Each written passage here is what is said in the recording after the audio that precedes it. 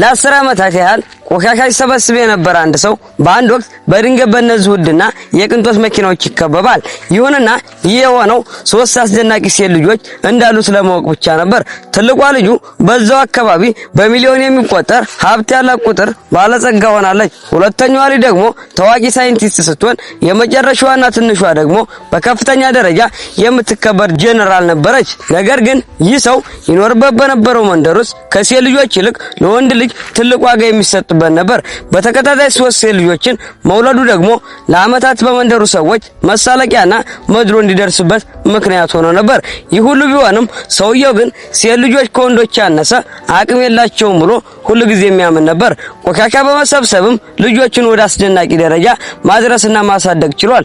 ልጆቹም ትልቅ ስኬት ላይ ከደረሱ በኋላም አባታቸውን አብረውት ቆሻሻ በመሰብሰብ መርዳታቸውን ቀጥለው ነበር። ነገር ግን በአንድ ወቅት በአንድ የስልክ ጥሪ ምክንያት ሰውየው ወደ መንደሩ ለመመለስ ተገደደ። የመንደሩ አለቃ ስለ አንድ እርዳታ ወይም የልገሳ መርሃ ግብር እየነገረው ነበር።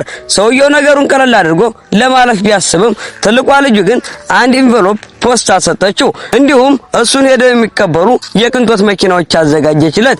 የመንደሩ ሰዎች ከቅንጦት መኪናው ሲወርድ ባዩ ጊዜ ክቡ በማለት ደነገጡ።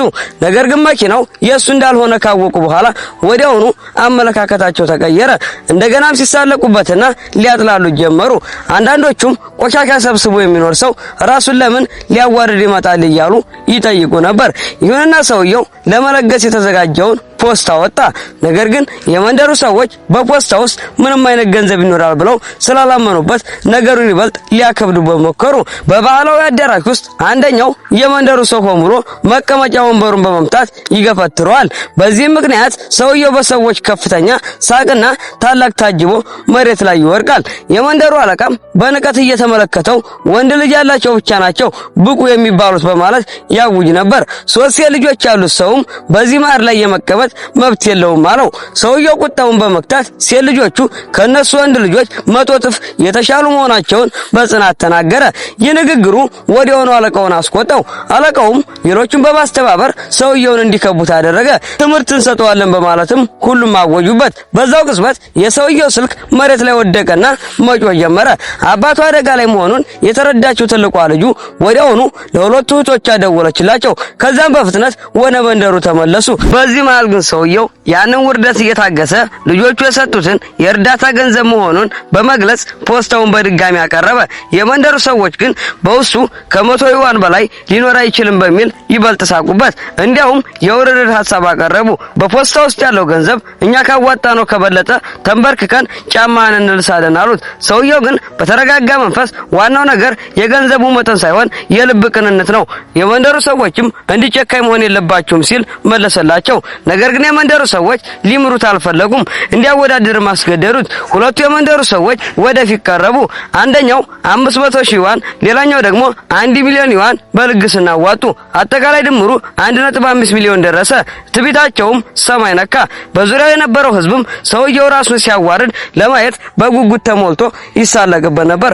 ሰውየው ግን ልጆቹ በፍጹም እንደማያሳፍሩት ያምን ነበር። ፖስታውን በከፈተው ጊዜ በውስጡ የባንክ ካርድ ተገኘ። በስክሪኑ ላይ ያለው የገንዘብ ቁጥር ወደ ላይ እየጨመረ በሄደ ቁጥር የሰዎቹ አይን እዚያው ላይ ተተክሎ ቀረ።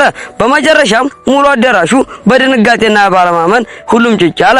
ይህ ሰው ላለፉት ዓመታቶች ቆሻሻ በመልቀምና በከፍተኛ ድህነት ውስጥ ሆኖ 3 ልጆችን ያሳድጋል። በመጨረሻም ላደገበት መንደር 10 ሚሊዮን ዶላር ለመለገስ ይወስናል። ነገር ግን የመንደሩ ሰዎች ለዚህ መልካም ስራው ምስጋና ከመስጠት ይልቅ ወንድ ልጅ የለውም በሚል ብቻ ሊያናንቁትና ሊያፈዙበት ይጀምራሉ።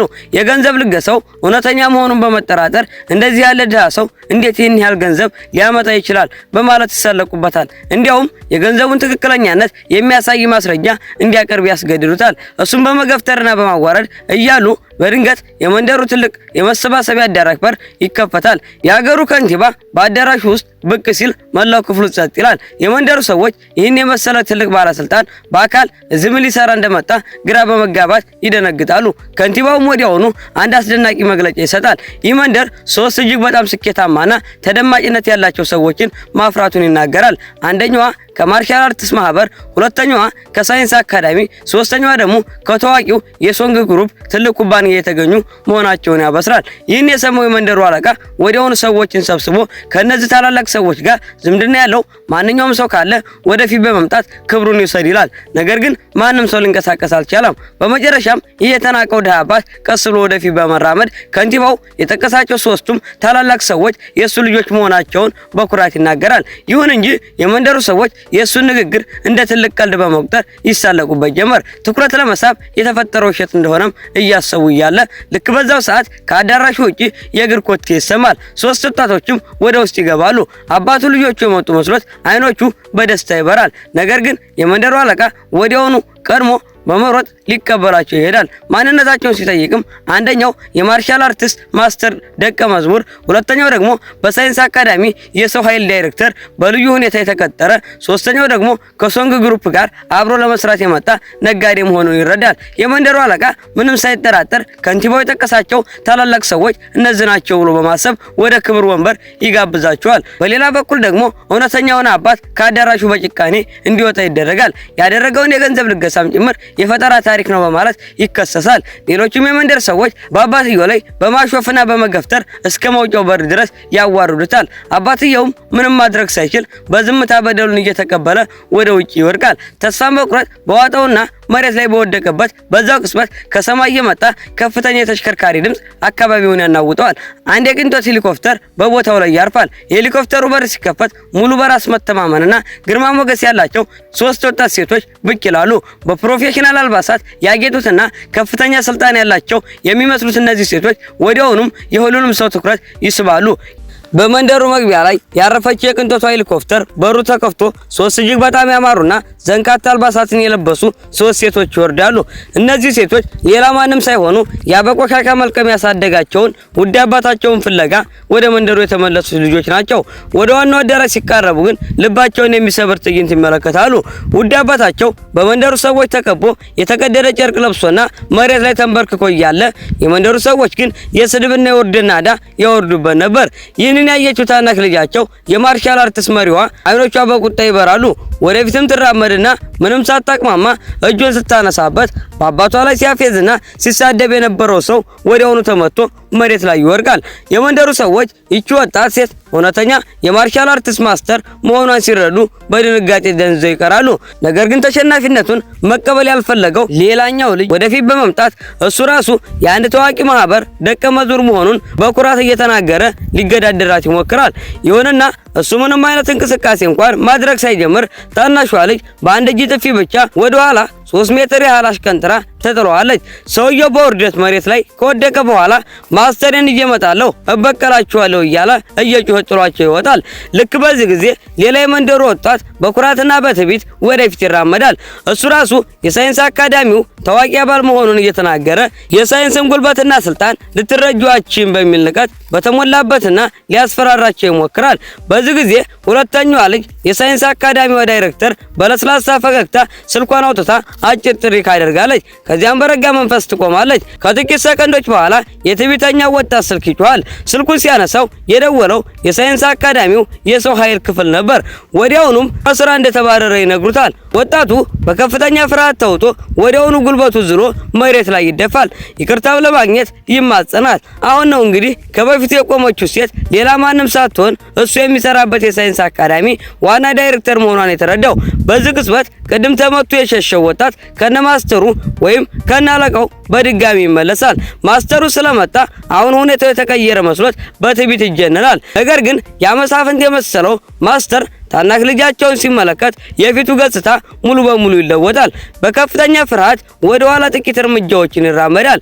ድምፁ እየተንቀጠቀጠም የማህበራችን መሪ በማለት እጅ ይነሳታል። ይህንን ያዩ የመንደሩ ሰዎች ሙሉ በሙሉ በከፍተኛ ድንጋጤ ይረበሻሉ። የዚህ ምስኪን አባት ልጆች ምን ያህል ታላላቅና ተደማጭነት ያላቸው መሆናቸውን አሁን ነበር በሚገባ የተረዱት።